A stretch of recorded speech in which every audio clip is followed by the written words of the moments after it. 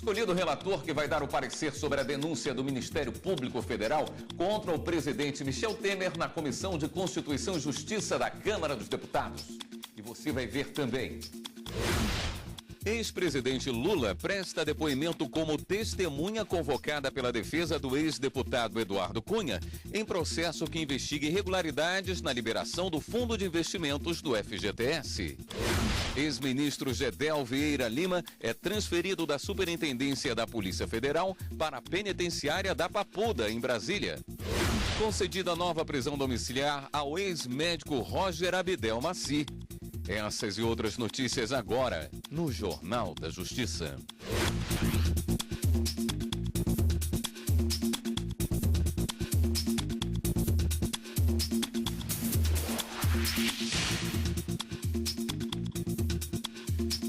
Boa noite.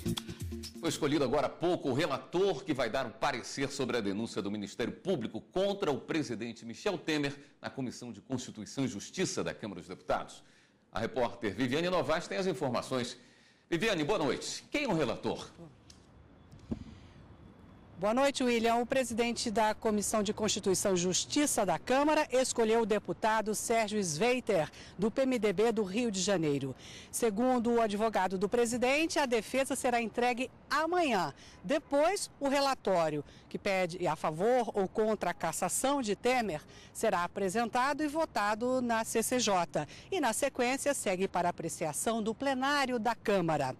Para que o processo de cassação seja aberto, é necessário 2/3 dos deputados, ou seja, 342 votos.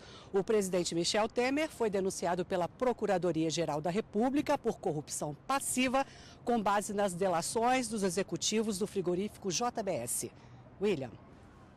Obrigado pelas informações, Viviane. O ex-presidente da República, Luiz Inácio Lula da Silva, foi nessa tarde ao Fórum de São Bernardo do Campo para depor como testemunha convocada pela defesa do ex-deputado Eduardo Cunha. Lula falou com o juiz federal Valisney de Souza Oliveira, da Justiça Federal de Brasília, por meio de videoconferência. Ele afirmou que a nomeação de Moreira Franco para um cargo na Caixa Econômica Federal foi por indicação do PMDB. A audiência durou 10 minutos. Outro que prestou depoimento no mesmo processo, mas por videoconferência direto de Curitiba, convocado pela defesa de Lúcio Funaro, foi o empresário Marcelo Odebrecht, que afirmou acreditar que Eduardo Cunha sabia das irregularidades. Eduardo Cunha, Lúcio Funaro e Henrique Eduardo Alves são réus em um processo que investiga supostos atos ilícitos na liberação do Fundo de Investimentos do FGTS. 4 dias após o ministro Marco Aurélio autorizar o retorno de Aécio Neves ao exercício das funções de senador, o parlamentar fez um pronunciamento na tribuna do Senado. Ele se defendeu das acusações do Ministério Público Federal e disse que não cometeu crimes. O senador mineiro foi denunciado no Supremo pelos crimes de corrupção e obstrução de justiça no âmbito das delações de executivos da JBS. Aécio estava afastado do cargo desde o dia 18 de maio. Ex-ministro da Secretaria de Governo de Michel Temer, Gedel Vieira Lima, foi transferido agora à tarde da Superintendência da Polícia Federal para a penitenciária da Papuda, em Brasília. O ex-ministro vai ficar detido na ala para presidiários que têm curso superior. Gedel foi preso ontem em Salvador por determinação da Justiça Federal do Distrito Federal.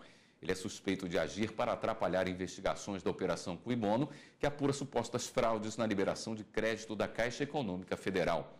O ex-ministro foi vice-presidente da Caixa entre 2011 e 2013 no governo Dilma Rousseff e, de acordo com as investigações da Polícia Federal, manteve a influência sobre o Banco Público desde que Michel Temer assumiu a presidência em maio de 2016. Gedel também foi ministro da Integração Nacional durante o governo de Luiz Inácio Lula da Silva. O Superior Tribunal de Justiça restabelece decisão que concedeu prisão domiciliar ao ex-médico Roger Abdel Maci, condenado a 181 anos por 48 estupros contra 37 pacientes. Repórter Ana Paula Ergang com mais informações. Ana Paula, boa noite. Boa noite, William. Boa noite a todos. No dia 21 de junho, em primeira instância, a Justiça concedeu a Abdel Maci o direito de cumprir o resto da pena em casa. Isso porque ele tem mais de 70 anos e sofre com graves problemas de saúde. Na última sexta-feira, ao analisar um mandado de segurança interposto pelo Ministério Público, um desembargador derrubou essa decisão e mandou Abdel Maci de volta para a prisão. Hoje, em liminar, a presidente do Superior Tribunal de Justiça, a ministra Laurita Vaz, restabeleceu a decisão de primeira instância, alegando que não cabe mandado de segurança para se recorrer de decisão judicial. O mérito ainda vai ser analisado pela 5ª turma do STJ. William. Obrigado, Ana Paula. Já está em vigor a lei que libera a venda sob prescrição médica de remédios para emagrecer. A fabricação, o comércio e o consumo estavam proibidos desde 2011 pela Agência Nacional de Vigilância Sanitária, a Anvisa. Quem olha a Priscila de bem com a vida, trabalhando com 60 quilos, não imagina que a empresária tem dificuldade de manter o peso ideal. Ela conta que desde a infância sofria com sobrepeso. Há 4 anos, quando ficou grávida, Priscila chegou aos 120 quilos. Foi aí que buscou ajuda médica. Como o uso de inibidores de apetite estava proibido e Priscila precisava de ajuda de medicamentos para controlar a absorção de gordura e açúcar, a saída foi usar dosagens de algumas substâncias manipuladas. Depois de 1 ano e 7 meses, ela conseguiu perder 50 quilos. Mas, para manter o peso, além de todo o cuidado com a alimentação e atividade física, continua usando remédios manipulados. O medicamento ele é fundamental, porque é muito difícil você fazer uma dieta rigorosa, igual eu fazia, com pouca ingestão de carboidrato, era só frutas, pouquíssimas também, com índice glicêmico mais baixo, né? Muita verdura, muita água e bastante atividade física. Eu cheguei a malhar 2 vezes por dia. Eu malhava de manhã, fazia o aeróbico de manhã e à tarde eu tinha o treinamento com o personal, que isso ajudou o emagrecimento. A venda de emagrecedores contendo sibutramina, anfepramona, femproporex e mazindol estava proibida pela Anvisa desde 2011. O motivo era a falta de estudos científicos que comprovam a eficácia do tratamento, além de indícios de causar possíveis problemas cardíacos e alterações no sistema nervoso central dos pacientes. Mas diante de vários pedidos do Conselho Federal de Medicina, essa regra foi revista pelo governo federal e entrou em vigor a nova lei que permite a venda de medicamentos emagrecedores. O texto deixa claro que a venda deve ser feita sob prescrição médica e que os medicamentos fazem parte do modelo B2, ou seja, devem ter tarja preta no rótulo e só podem ser vendidos com retenção de receita segundo regras de controle da Anvisa.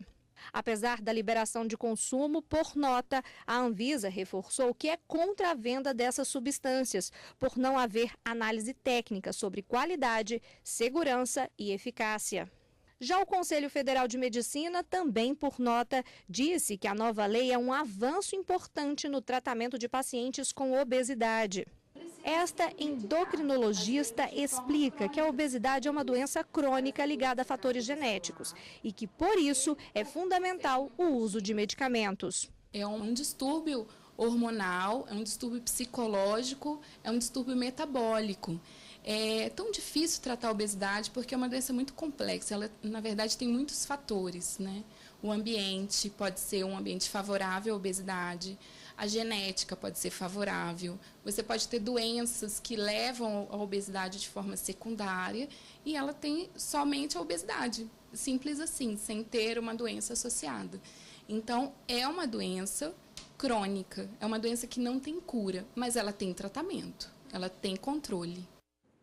E você vai ver no próximo bloco do Jornal da Justiça. Superior Tribunal de Justiça nega a reabertura da fase de instrução do processo que condenou o ex-deputado distrital Odilon Aires na Operação Caixa de Pandora. A gente volta já já.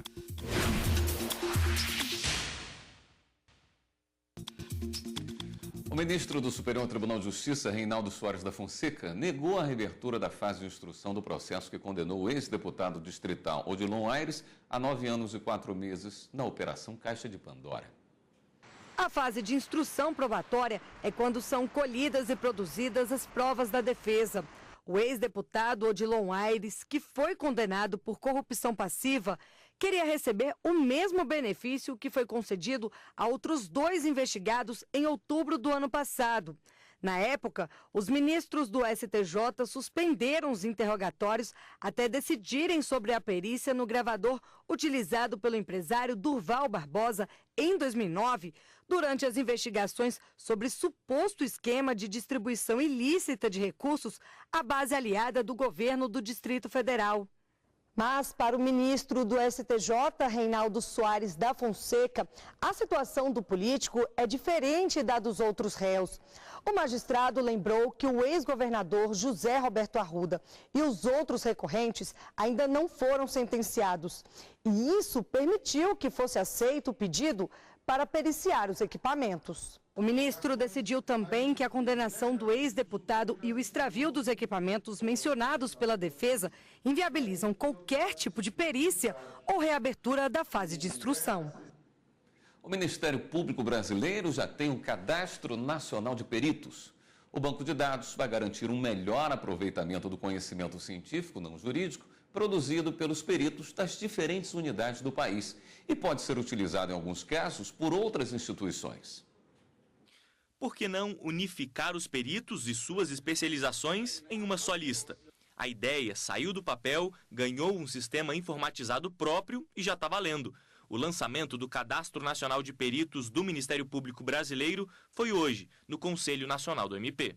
O Cadastro Nacional de Peritos do Ministério Público Brasileiro disponibilizará a lista dos peritos existentes em todos os ministérios públicos, indicando suas respectivas especialidades e currículos.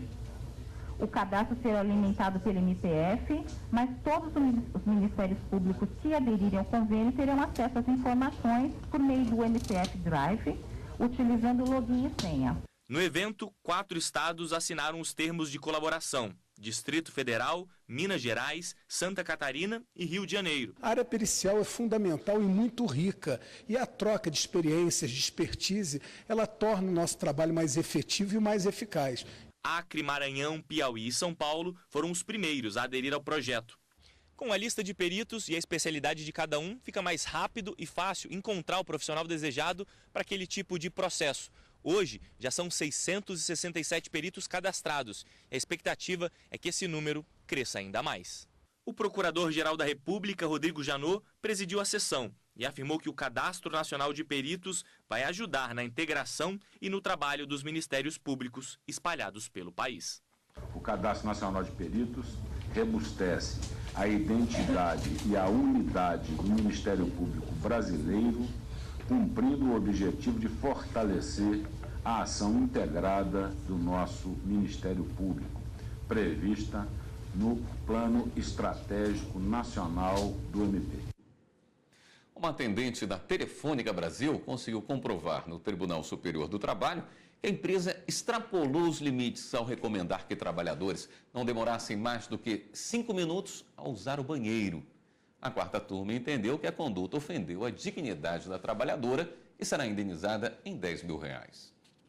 A empresa alegou que a determinação fazia parte de um programa de incentivo que concedia maior pontuação aos empregados que ficassem menos tempo no banheiro. Em segunda instância, o Tribunal Regional do Trabalho do Paraná havia entendido que a atitude da Telefônica não impedia a ida dos trabalhadores ao banheiro, já que os empregados apenas tinham que registrar as pausas e o tempo destinado para tal necessidade. Segundo a empresa, o objetivo era redistribuir o serviço dos atendentes, considerando eventuais picos de acúmulos de ligação. Mas aqui na quarta turma, a decisão dos ministros foi diferente e desfez o entendimento do Tribunal Regional do Trabalho da 9ª Região.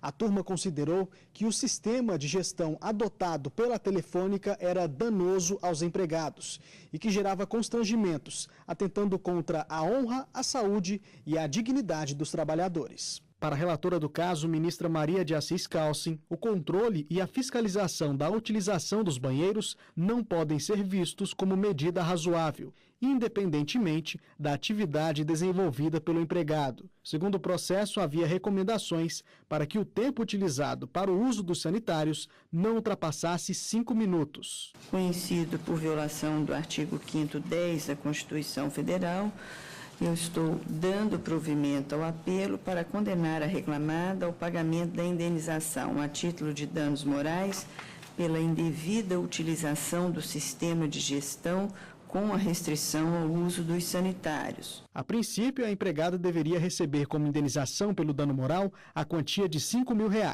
Mas o presidente da 4ª turma no TST, ministro João Oreste Dallazen, sugeriu o aumento do valor indenizatório para R$10 mil.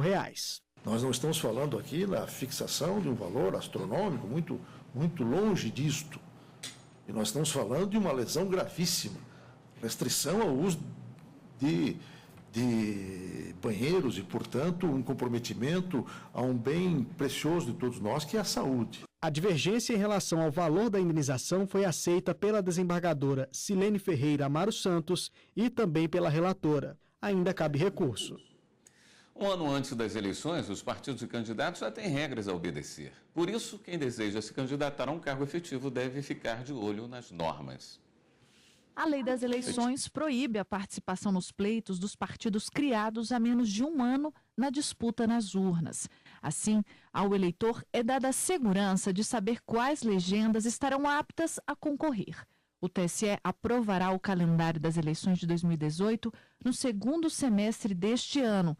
De acordo com a legislação eleitoral, todas as resoluções contendo as regras de uma eleição devem estar editadas pelo tribunal até 5 de março do ano eleitoral. Os candidatos que desejam concorrer ao pleito devem estar com a filiação aprovada em um partido pelo menos 6 meses antes da eleição. E também só podem disputar um cargo no domicílio eleitoral em que estão inscritos. O ministro Ricardo Lewandowski, do Supremo Tribunal Federal, participou do seminário Globalização e Democracia da Universidade de Coimbra, em Portugal. Logo após a abertura, foi realizada uma sessão solene em homenagem ao ministro Teori Zavascki, morto em um acidente aéreo no início do ano. Os painéis do seminário de verão tratam de pós-globalização, crise de representação, nacionalismos, populismos e protecionismos. Amanhã, os palestrantes serão recebidos pelo presidente de Portugal, Marcelo Rebelo de Sousa. Além do ministro Ricardo Lewandowski, os ministros Dias Toffoli e Marco Aurélio também participam do evento. E no próximo bloco do Jornal da Justiça, acordos internacionais prevêem obrigação da compra de seguro-saúde para entrar em alguns países. A gente volta em instantes. Se você está planejando uma viagem, especialmente para fora do Brasil, a compra de um seguro de saúde deve ser levada em consideração. Muitos países só permitem a entrada dos turistas que garantirem esse item na mala. Mas antes de adquirir o plano, verifique atentamente as coberturas oferecidas pela seguradora. Os brasileiros estão viajando cada vez mais para o exterior. De acordo com o Ministério do Turismo, em 6 anos o número mais que dobrou. Em 2009, 4.900.000 pessoas saíram do país. Em 2015, foram 9.400.000. Mas o planejamento desse tipo de viagem vai além do roteiro e da documentação. O seguro de saúde não deve ficar de fora. Ele funciona quase como um plano de saúde, mas também garante indenização para algumas situações. Além desse tipo de cobertura para consultas, medicamentos, os seguros cobrem também assistência médico-odontológica, assistência jurídica. Em caso de extravio de bagagem, você aciona o seguro, eles vão buscar localizar a sua bagagem. Não localizando, conforme a sua apólice, você vai ter um ressarcimento, um adiantamento para a compra de pertences mais imediatos. Você tem assistência jurídica e você tem assistência também para acidentes em caso de falência, caso de óbito, que vai dar apoio para o familiar que está aqui e ir lá ver o que aconteceu. Na hora de contratar o seguro, é preciso ficar atento à cobertura e ver se o atendimento será direto ou indireto. Existem os seguros que dão assistência direta, ou seja, aqueles que você contrata o seguro, teve algum imprevisto na viagem, quebrou uma perna, ele indica uma clínica ou um médico que você vai lá e não paga nada, esse é assistência direto. E existe outros seguros que é assistência indireta. Você comunica o sinistro, você vai até o local indicado pela seguradora, e você paga e solicita o reembolso depois. Para viajar para alguns países da Europa, por exemplo, a contratação do seguro é obrigatória. Os países da União Europeia exigem que o visitante tenha um seguro. E esse seguro tem que ter uma cobertura para problemas relacionados à área de saúde de no mínimo 30 mil euros. Ele é voltado para dar uma tranquilidade, uma segurança ao viajante. Pessoas maiores de 65 anos e aquelas que vão viajar para praticar esportes radicais precisam ter cuidado redobrado na hora de fazer a contratação. O contrato padrão de seguro-viagem é para essa faixa etária de até 65 anos. Não quer dizer que não exista seguro-viagem para pessoas maiores de 65 anos. E em relação aos esportes radicais, é importante, se você pretende fazer um montanhismo, um alpinismo ou esquiar, que você contrate um seguro que cubra esses esportes radicais, porque o seguro padrão geralmente ele não cobre, e se você se acidentar fazendo alguma atividade de risco, você não vai ter assistência. A Comissão Mista de Orçamento do Congresso Nacional aprovou hoje o projeto que libera 102 milhões de reais para a Polícia Federal retomar a impressão de passaportes. Com a aprovação, a proposta seguirá para análise do plenário do Congresso e será votada em sessão mista, formada por deputados e senadores. Não há data prevista para a votação. A emissão de novos passaportes está suspensa desde o dia 27 de junho por insuficiência do orçamento. O Tribunal Superior Eleitoral volta a discutir a eleição do ano passado no município de Pescaria Brava, em Santa Catarina. O candidato a prefeito derrotado nas urnas pede a realização de uma nova eleição. A eleição municipal de 2016 em Pescaria Brava, Santa Catarina, terminou com o resultado de apenas um voto de diferença entre os dois candidatos mais votados.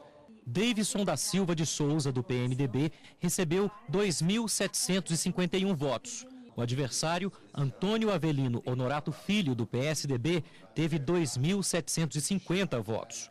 Ocorre que foi detectada uma fraude. Uma mulher votou de maneira irregular, usando documentação de uma outra eleitora que morreu há 7 anos. Em certos casos, como esse, a fraude pode ser dificultada a sua percepção, o seu acompanhamento, ainda que haja inspetores, delegados porque uma moça que tem a fotografia antiga de sua mãe já falecida pode muito bem, por semelhança fisionômica, chegar àquela urna e votar. A Justiça Eleitoral invalidou todos os votos daquela sessão e a diferença entre os dois candidatos subiu para 76 votos. O candidato derrotado, Antônio Honorato, pediu então a realização de um pleito suplementar, pois acredita que o novo resultado pode ser favorável a ele. O ministro Admar Gonzaga, relator do caso, votou no sentido de que seja feita uma eleição suplementar na 90ª sessão do município de Pescaria Brava. Naquela urna houve uma diferença de um voto. Se esse voto fosse dado ao outro candidato, haveria um empate e teríamos aí a mudança do resultado, porque o outro candidato é o mais velho. Então, a minha proposta é que se refaça a eleição naquela sessão eleitoral, uma única urna, e aí os candidatos poderão fiscalizar, tomar todas as providências, e no sentido de que a democracia seja prestigiada. O ministro Tarcísio Vieira também votou a favor de eleições suplementares no município catarinense. Mas o presidente do TSE, ministro Gilmar Mendes, pediu vista para analisar melhor o caso e o julgamento foi adiado. No Saber Direito desta semana, a professora Tatiana Scaranello fala sobre o direito aduaneiro, o direito público usado pelos operadores do comércio exterior. Especialista em direito aduaneiro, marítimo, portuário e tributário, Tatiana Scaranello explica qual a diferença entre mercadoria nacionalizada e mercadoria reimportada. A professora vai falar também sobre a relação das alíquotas do imposto de importação dentro e fora do Mercosul. Você assiste às aulas do curso Saber Direito de segunda a sexta em 2 horários, às 8 da manhã e às 11h30 da noite. O Jornal da Justiça fica por aqui. Outras notícias do Judiciário você acompanha amanhã, 1h da tarde, no Jornal da Justiça, primeira edição. Uma boa noite para você e continue aqui na TV Justiça.